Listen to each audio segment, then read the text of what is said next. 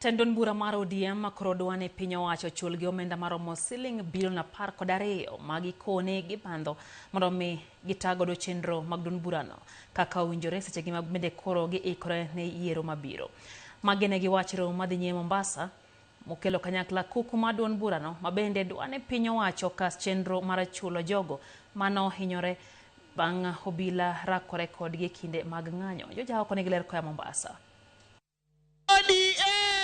E odiochieng' mar ariyo mar romo mokelo kanyakla kuku mar duond buch ODM Mombasa, thuond weche 10 ne otimie winjruok ma idwani oketie tim. Achiel kuom wechego en dwaro ni piny owacho chul duond burano omenda ma gibandho piny owacho kaachiel kod chulo jogo mane ohinyore e kinde mag ng'anyo. The party engages the state to fully release political party funds to political parties to fund the activities of all political parties, including ODM. The government owes the ODM party 12 billion shillings. 12 billion. Billion ni 12. Jotend migepe mabende ne oyuore romono kotelnegi kod jatend migawo mar omenda John Mbadi koni bede i sirkal okofulo ni koro ok ginyal loso ewi weche mag ODM. Na kwa sababu tupo hapa tunabeba masuala ambayo yanaathiri pakubwa hasa wafuasi wa chama cha ODM na kuwakilisha matakwa yao katika serikali. Ndio maana leo tunakuwa na tathmini kubwa ya kwamba uwezo tulionao kiserikali usaidie na uboreshe maisha ya Wakenya kwa jumla. We were seconded to government by this party, and so we could not hold the same positions, but there are people who have succeeded us. We must give them support, work together with them, and work under them. Because when it comes to party machinery, they are above us, we are their subjects. So we have come to demonstrate unity in ODM.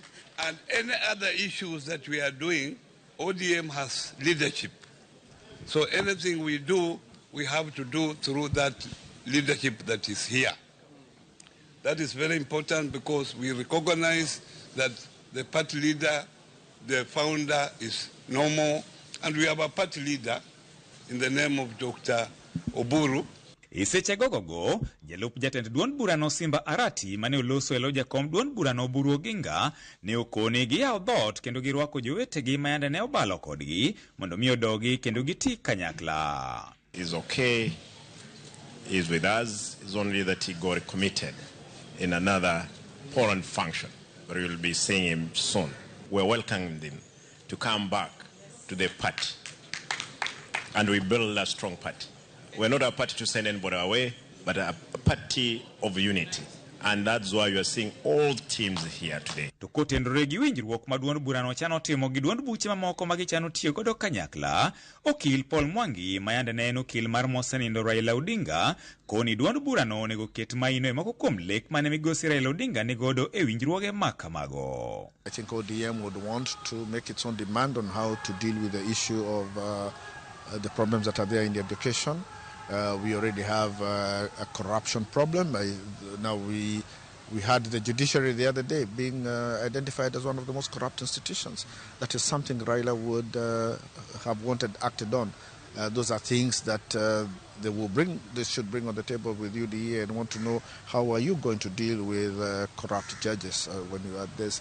And if they are able to agree on that, then they can move to stage 2. Where they now start making their own demands as a party. But the initial demands should be the demands that Raila would make for Kenyans. George Aoko, Ramogi TV, Mombasa.